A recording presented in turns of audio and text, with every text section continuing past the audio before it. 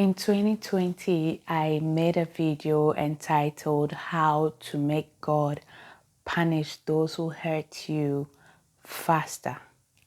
And that became my most viewed video here on YouTube per the analytics and per the comments. I believe it helped a few people.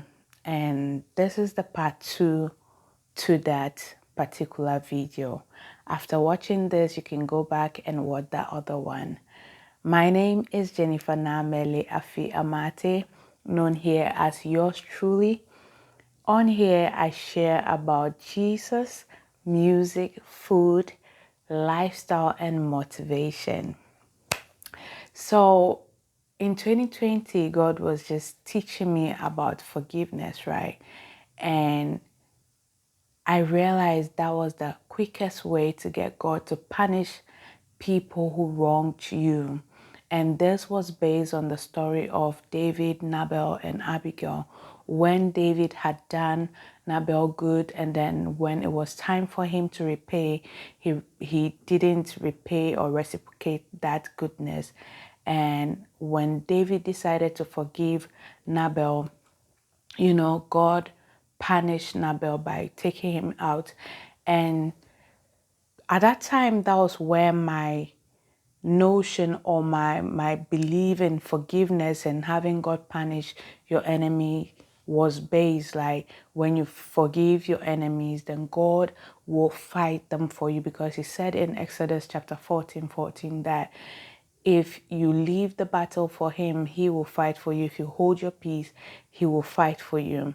But as I've grown in the Lord, God has started teaching me that you shouldn't forgive because you expect God to punish the person that has wronged you. Now, Mark chapter 11, verse 24 to 26 talks about how if we don't forgive our neighbors, God will not forgive us. And I always say that if God does not forgive you of your sin, what are you going to ask him that he's going to give to you? Okay, so after I have made that video, I made it based on the fact that when you forgive people, God will punish them. And then God started teaching me that he doesn't wish to punish just about anybody that wrongs us. You know what they say, right? Hurt people hurt people. And most of the time, these people that hurt us were mostly hurt by other people. They were not able to deal with it, and they ended up hurting us.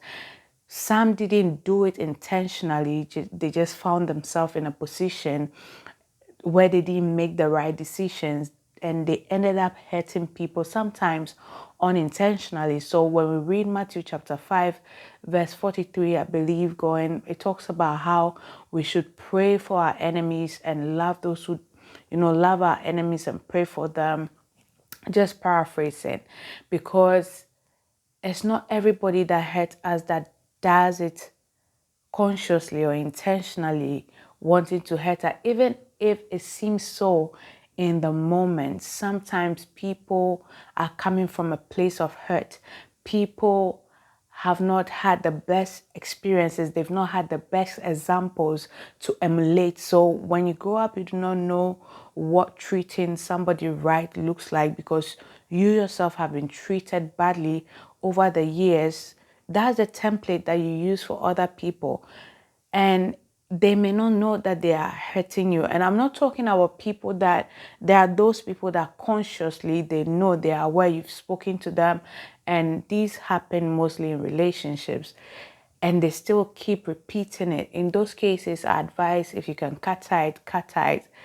But basically, what this video is about is to tell you that God does not wish to punish just about everyone you take to him in prayer. He wished that everybody would be saved. Many people are ignorant. Many people are hurt. They are bleeding, and because they've not healed, they end up bleeding on other people. Sometimes somebody hurting us could be them just bleeding from their own hurt. And God does not want us going about as children of God forgiving people just because we want God to punish them. Yeah, there are times where people are deserving of such punishment and God does punish certain situations. But He wants me to tell you by this video that when you're forgiven, do not do it because you are expecting God to punish the person. One of the things that ends up happening is that when you have this expectation for your forgiveness for a person, when that doesn't happen and God by His mercies decide to save that person or redeem that person, then you become hurt because you feel God has not treated you right. But when we have the right mindset about forgiveness and how God wants to deal with each of us as His own beloved children, then we wouldn't be angry at God when He decides to save somebody that we wish for Him to punish. I hope this made sense and I've relayed the message correctly. Forgive people because you are a child of God and you want to do as Christ did. Forgive people because it will bring you peace for yourself, so that you don't see that person and you are hurting, you are pain, you are frustrated, you are irritated. But because you've forgiven them from a place of Christ-likeness, you are not expecting anything bad to happen. What I realize is that when we forgive from that place of consciousness, God actually rewards us. Sometimes God will not punish whoever did you wrong, but will reward you for that wrong that has been done to you in a better way, giving you something better, making your life better. I do not intend to make this a very long video. If this blessed you, like, comment, share, subscribe. I hope to be doing more of this video. If you're wondering why this video is in black and white, it's because I'm using my phone, and I believe this black and white makes it less distracting from the message, so that the background will not take your mind away from the message. I hope this message blesses you. Forgive.